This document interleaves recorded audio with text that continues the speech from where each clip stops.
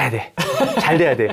그래야 저도 잘 돼요. 왜냐하면은 저는 반품이 들어오거나 환불 요청이 들어오는 건 어떻게 처리를 하나요? 일단 초보자 입장에서 말씀을 드릴게요. 네. 초보자들은 저는 늘 말씀할 때 상품 소싱할 때 20에서 32안 넘는 거 하지 말라고 말씀드려요. 왜냐면은 처음에는 부업을 할 거고 처음에는 투잡을 할 텐데 반품 때문에 골머리를 썩히게 되면은 내 정신적인 스트레스가 엄청 크단 말이에요. 그러면은 이거 하기 싫어요. 그래서 반품 같은 경우는 그냥 가지시라고 해요. 소비자가 너무 심하게 할 경우에는요. 근데 소비자도 합리적인 경우가 대부분 많아요. 근데 좀 비이성적인 그런 소비자들도 합리적이지 못한 블랙 컨슈머들도 많거든요. 네. 그러면은 일일이 다 대응을 하게 되면은 안 좋은 건 결국 우리 손이에요. 왜냐면 내가 어디서 장사를 해요? 네이버에서 장사하고 이베이에서 장사하고 11번 가서 장사하잖아요. 남의 플랫폼에서 장사하잖아요. 남의 플랫폼은 누가 더 중요해요? 내가 더 중요해요? 소비자가 더 중요하단 말이에요. 얘네들 편 들어줘요. 결국에는. 그러면 버티면 내가 아무리 억울해도 모든 고객에게 다 이익을 낼 수는 없다는 마인드를 가지면서 그건 그냥 과감하게 그냥 가지세요. 아니면 교환을 원하시면 그냥 해드릴게요. 라고 하는 게 초반에는 좋은 것 같습니다. 지금에는 금액이 얼마 안 되는 상품을 하니까요. 하지만 그래서 제가 그때 프레임맨트 말씀드렸잖아요. 독립모를 나중에 하는 게 좋다. 그래서 반품이나 이런 것들은 엔간하면 그냥 해주고 편안하게 하는 게 낫다. 만약에 프레임님이 이제 만약에 장사를 했어요. 했는데 가족의 안부 계속 물어봐. 열받게 부모 욕하면서 그러면 일주일이 기분이 나빠요. 그냥 2, 3천 원, 뭐 4천 원, 5천 원 때문에 차라리 그 사람은 그냥 환불을 해주고 다른 고객들을 위해서 상품 하나 그 시간에 하나 소싱을 더 해갖고 상품 상세 페이지 올리는 게 낫다고 봐요. 그게 좀 더 효율적인 것 같아요. 저희 회사에서도 CS가 제일 힘들어요. 온라인은요. 보이지 않는다고 막말하는 사람들이 많거든요. 제가 지금 9년 차지만 9년 동안 CS 직원이 수명도 넘게 바뀌었어요. 그 스트레스. 네. 그리고 그만두면서 안 울고 퇴사한 사람이 지금까지 딱 한 명밖에 없어요. 다 울어요. 무섭다. 뭐 이런 거 많아요. 그래서 저는 그런 거 할 수 있습니까? 저희 일반 직장인들이? 할 수 있어요. 멘탈 나갈 것 같은데. 절대 안 나가요.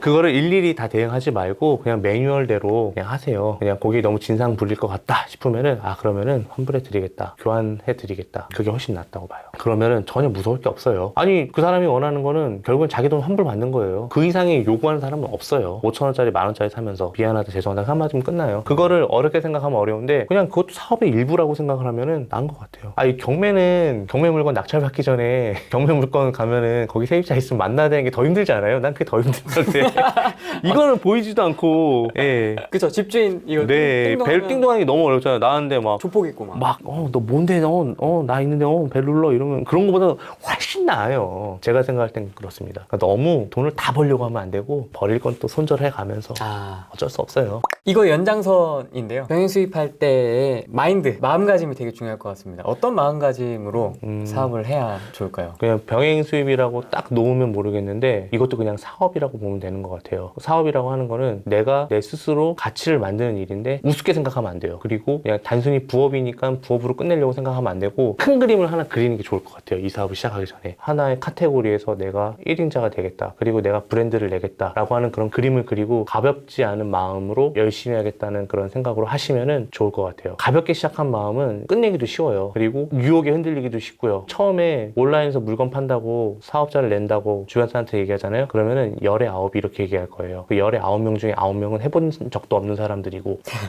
분명히 이렇게 얘기할 거예요. 야 하지 마. 그거 다 망한다더라. 야 요즘 같은 불경기에 이걸 왜 해? 라고 얘기할 거예요. 네. 그런데 유사일에 불경기 아니었던 적이 언제 있었어요? 뭐 말만 하면 다 불경기고 장사 안 되고 경기 안 좋다 그러잖아요. 대한민국에서 블루오션 아닌 곳, 레드오션 아닌 곳이 어디 있어요? 그렇게 생각하시면 돼요. 그런 마음가짐 가지셔야지 된다고 생각을 해요. 후랭이 TV에서 나왔으니까 한번 해볼까? 라는 마인드로 한번 하지 마세요. 네. 투트랙 돈 겁나 많이 벌었더니 나도 한번 해볼까? 눈물 납니다. 그 얘기 하자면 진짜 지금.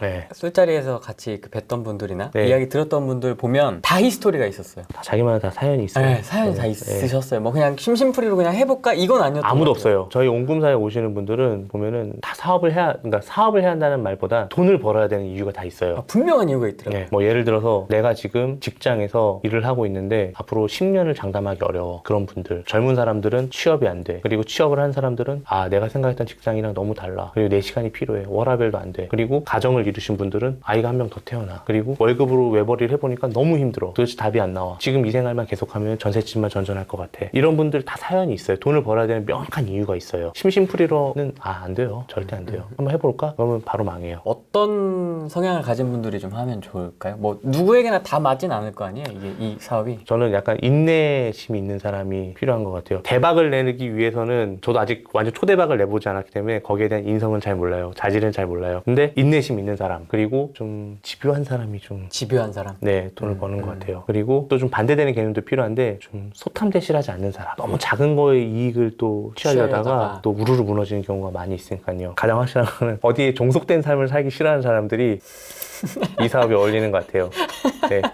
뭐 후랭이님이나 저 같은 종속되면서 어딘가에 누군가 지시 받고 뭐 막 싫은 소리 들어가면서 그런 거를 싫어하는 사람들이 그 사람들이 왜 잘 어울린다 얘기하면 이거 안 되면 다시 취업을 해야 되니까 필사적이 될 수밖에 없거든요. 제가 그랬어요. 전 죽었다 깨어나도 회사 가기 싫었거든요. 지금도 이 일이 망해도 회사는 절대 안 갈 거예요. 저도 그 마인드로 지금 네, 하고 있습니다. 절대 안 가요. 때려 죽여도 안 가요. 그래서 이렇게 막 투트랙이라는 닉네임으로 여러 가지를 하고 있는 거죠. 열심히 살고 있습니다. 멋지신 것 같아요, 되게. 저는 후랭이님이 더 멋지신 것 같아요. 전문가시잖아요. 저는 이렇게 전문적으로 하는 게 별로 없어요. 그냥 이것 조금 해봤고 저것 조금 해보고 그렇죠. 사실 저희 회사는요, 지금 한 2년 전부터 제가 회사 일을 관여를 안 해요. 그냥 다 오토로 돌아가요. 직원 8명에서 7명, 8명에서 중요한 거 있으면 저한테 보고하고. 그래서 저는 맨날 퇴근 시간 6시에서 6시 반 사이에 항상 긴 카톡이 하나 와요. 레포트. 네, 보고서. 오늘 매출 얼마, 어디 얼마, 뭐 얼마, 오늘 특이상 뭐 이렇게 와요. 그러니까 제가 후랭이님도 만나고 다른 사람들도 만나서 이런저런 일도 하고 새로운 사업도 할 수 있는 거죠. 근데 직원들은 뭐라고 하는지 알아요? 저한테? 뭐라고 하세요? 사장님이 사무실에 있으면 불안해요. 왜? 이랬더니 뭔가 신규 사업도 계속 하고 하셔야 되는데 제 일이 그건데 사무실에만 있으면은 우리 회사가 더 이상 밥벌이가 이제 없는 건가라는 생각이 들면서 그런 얘기를 하더라고요. 저는 차라리 사장님이 밖에 나가서 사장님들도 만나고 업무도 보고 그게 좋다고. 물론 제가 없어서 좋아. 나가라고 한 얘기일 수도 있죠, 사무실에서. 있으면 불편하죠, 사장님. 불편하죠. 예. 저 방도 분리가 되어 있는데도 불편해하는 것 그럼요. 같아요. 예. 방이어도 잠겨 있어도 불편합니다. 맞아요. 예. 저는 지금 제일 좋아요. 뭔가 새롭게 시작하시려는 분들한테 제가 분명히 얻는 게 있거든요. 참고로 제가 유튜브도 운영을 하고 있고. 네. 유튜브 채널이 어떻게 되죠? 투트랙 치면은 바로 나올 거예요. 네네. 예, 투트랙 치면 바로 나올 거고 거기서 병행 수입하고 구매 대행에 대해서 올바른 지식을 꼭 말씀드릴게요. 올바른 지식을 전달해 드리고 있습니다. 명확하게 말씀드릴게요. 올바른 지식. 네. 카페도 운영을 하고 있어요. 네. 왜냐면은 유튜브는 사실 쌍방향이 사실 좀 힘들잖아요. 그렇죠. 바로바로 하기가. 카페를 운영을 하면서 유튜브 채널을 보시고 공부가 어느 정도 되신 분들이 카페에 들어오셔서 카페에서 이제 같이 1인 사업을 준비하시는 분들하고 소통을 해가면서 서로 물어보고 선배 사업가들도 있고 후배 사업가들도 있고 이제 막 시작한 사람들도 있잖아요. 서로 도와가면서 이렇게 하나로 가고 있고 제가 또 한 달에 한 번 정도는 비용이 그렇게 많지는 않고 저렴하게 대관료 정도 해서 강의를 하고 있는 것도 있어요. 구매 대행하고 병행 수입에 대해서. 그래서 오셔서 만약에 배우시게 되면은 지금 이 방송에는 사실 거의 수박 겉핥기식으로만 알려드렸는데 보시면 명확하게 어떤 건지 개념을 잡으실 수 있으실 것 같아요. 이게 또 방송이라서 다 저희가 말씀 못 드리는 것도 있어요. 엄청 많죠. 예, 그럼요. 네. 예. 저는 병행 수입 강의를 제가 들어봤습니다. 저 아시죠, 스타일? 예, 항상 직접 들어보고 모시는 거기 때문에 제가 강의를 들어봤는데 되게 유익했습니다. 저는 되게 막 유튜브에서 떠드는 그런 것만 보다가 직접 이제 강의를 대표님 하신 얘기를 들어보니까 진짜 다 퍼주시더라고요. 거의 정말 봉사활동 하시는 거 같더라고요, 보니까. 근데 저도 사업가잖아요. 이렇게 알려주는 데는 목적이 있어요. 그럼요. 분명히 말씀드리는데 세상에 공짜는 없다는 건 확실합니다. 왜냐하면 이분들이 병행 수입이 너무 잘 돼. 잘해야 돼. 잘 돼야 돼. 그래야 저도 잘 돼요. 왜냐하면은 저는 수입 대행 회사를 운영하고 있기 때문에. 네. 근데 잘 됐는데 저거를 이용 안 하셔도 상관없어요. 그 중에 한 70, 80%만 이용해 주셔도 감사한 거죠. 잘 되잖아요. 그러면은 저는 이분들하고 새로운 사업을 도모할 수가 있어요. 예를 들어서 후랭이님이 유튜브 장비 만약에 유튜브 장비 쪽으로 나가셨어요. 그러면 유튜브 장비에서 대박이 날 것 같아. 그러면은 제가 이렇게 얘기했을 때 후랭이님 저 지분 좀 싸게 좀 넘겨달라고 요청할 수 있잖아요. 밑바닥부터 같이 왔는데 주주 참여할 수도 있고 그리고 제가 할 수 있는 뭐 브랜드가 있으면은 콜라보를 할 수도 있는 거고 지금 이렇게 방송도 마찬가지고요. 저는 크게 봅니다. 바로 돈을 달라고 얘기하는 사람은 상류라고 봐요. 인류는 키워서 같이 나누자.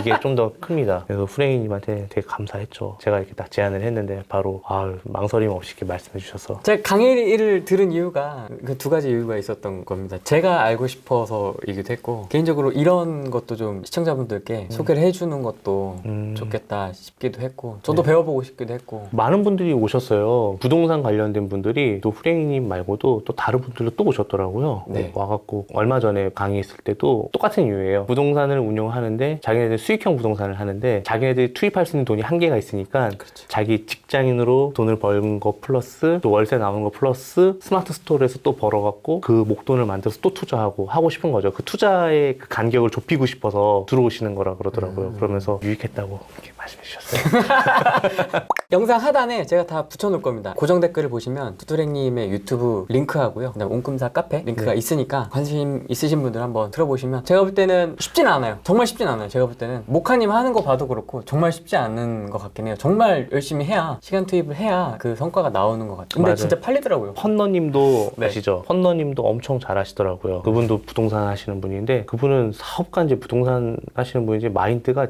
제대로 되신 분이라서 그분도 잘하시더라고요. 그분은 하루에 50개 나간대요.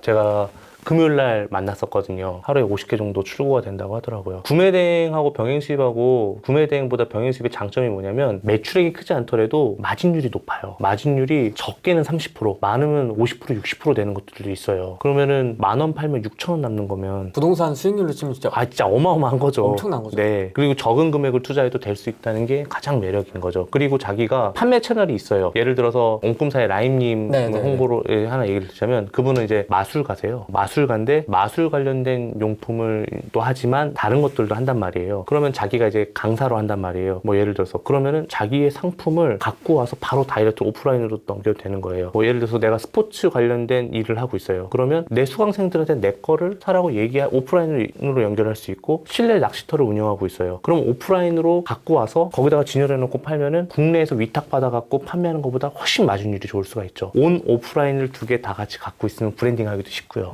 스토리도 있잖아요. 난 실내 낚시터 하던 사람인데 내가 뭐 어떻게 하다 보니까 국내에서 갖고 온 게 너무 비싸서 내가 중국에서 직접 수입해서 갖고 왔다. 내가 내 눈으로 보고 좋은 것만 갖고 왔다. 니네들 내 낚시터 이용할 이유가 있지 않냐? 뭐 이러면서 스토리를 만들어 가는 거죠. 그러면서 내 브랜드를 만들어도 되고 그게 되게 좋은 것 같아요. 최고의 장점인 것 같아요. 브랜드를 만들 수 있는 게 첫 번째, 두 번째는 수익률. 그리고 이 사업이 최근 1, 2년 때부터 생긴 사업이 아니잖아요. 우리나라 자원 한 방울 안 나는 나라에서 수출하고 수입이 다였단 말이에요. 플랫폼만 바뀌어 왔었지 지금 그 플랫폼이 지금 스마트 스토어 오픈마켓인 거지 예전에는 LG상사, 대우인터내셔널 뭐 이런 큰 회사들이 했던 일들을 지금 우리가 하는 일이라고 보시면 될 것 같아요.